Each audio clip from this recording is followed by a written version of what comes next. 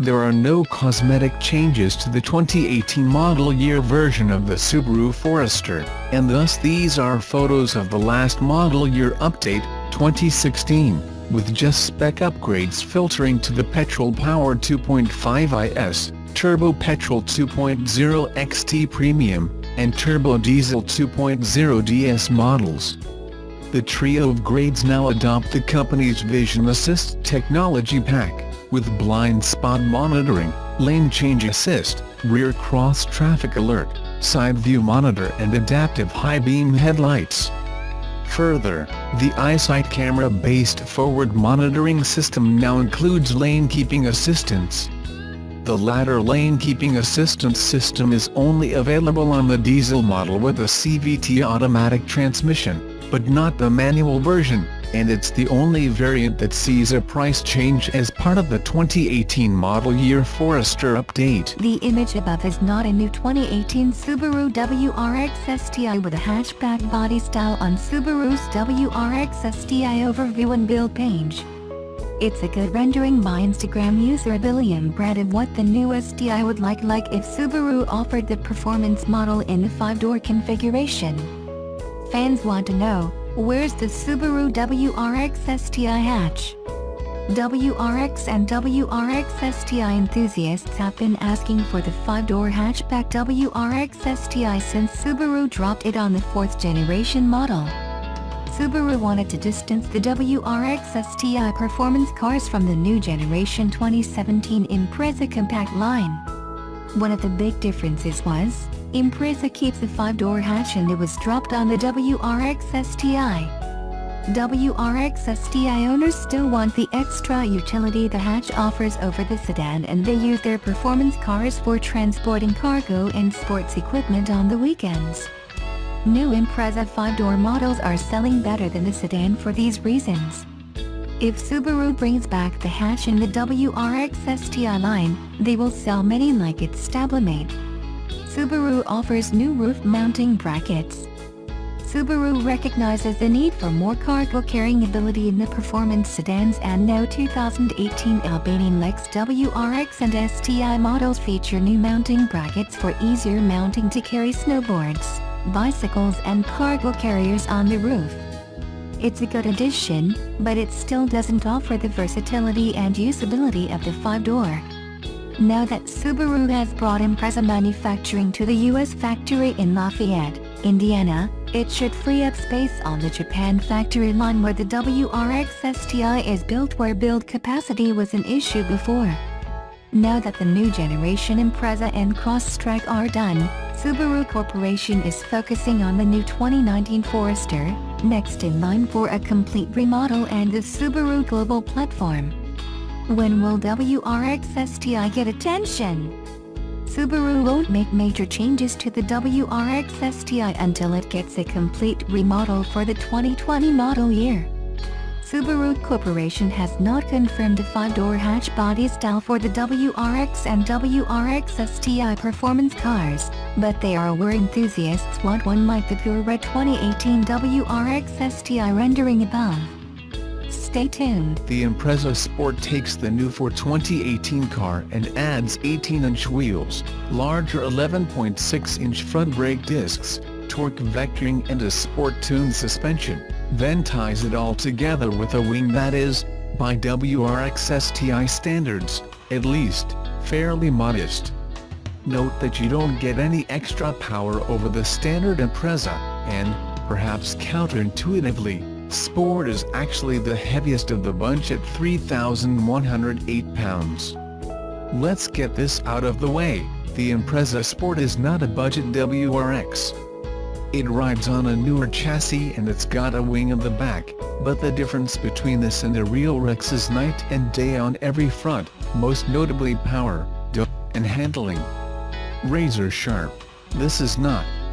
Steering is not quite as precise as the key competitors listed above, to say nothing of Subi's pure performance offering. Even so, a WRX is not on everybody's menu, or at everybody's budget. What the Impreza offers over the highly competent competition is affordable all-wheel drive, which can't be found anywhere else on a sedan for this price. that the entire package, from the underpinnings to the interior, has been moderately improved for 2018 is a welcome bonus. Is the sport package worth it? Honestly, it's a tough call.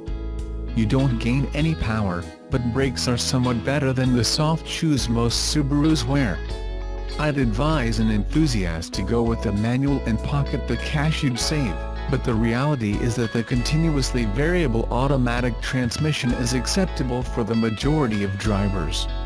The only place it really stumbles is around 20% throttle, when you're creeping along in traffic, for example. Here, the CVT's microchip brain seems to be trying desperately to keep the engine at about 1000 to 1100 RPMs, powertrain smoothness be damned. As a result, the car lurches and lugs slightly but noticeably along while the tach needle holds steady, all in the name of fuel efficiency.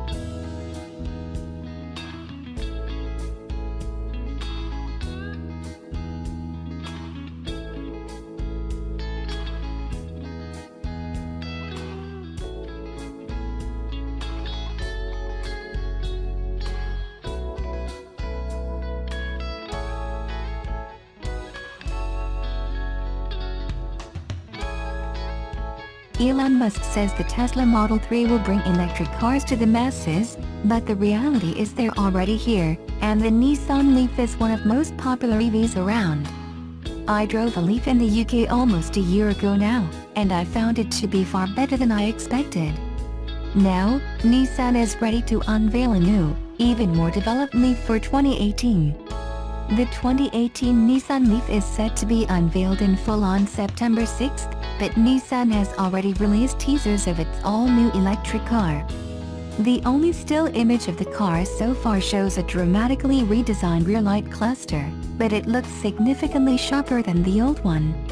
That means we should expect a far more aggressive Leaf this time round, a nice change from the bulbous, bug-eyed EV we're used to. Interestingly though, Nissan has begun to advertise the new Leaf in Japan, and the adverts there are much more informative. In the video below you can see a relatively advanced infotainment system, and a hint of the car's new autonomous ProPilot parking. Nissan has also released information about the Leaf's new e-pedal, a driving mode that essentially allows for one-foot operation. According to a press release, the e-pedal will significantly slow down the car when the driver isn't on the accelerator. Electric cars do that already, but the e-pedal mode is also able to bring the car to a stop, and even hold the car on the hill. It's best to think of it as a more advanced B mode, which doubles up as an automatic handbrake. Nissan says drivers will be able to toggle the system on or off, and that brakes will still be needed when a sudden stop is necessary, but the idea is good, regardless. Apart from that, we know little else about the new 2018 Leaf. We expect Nissan to reveal far more next month, and we'll update this page when we know more.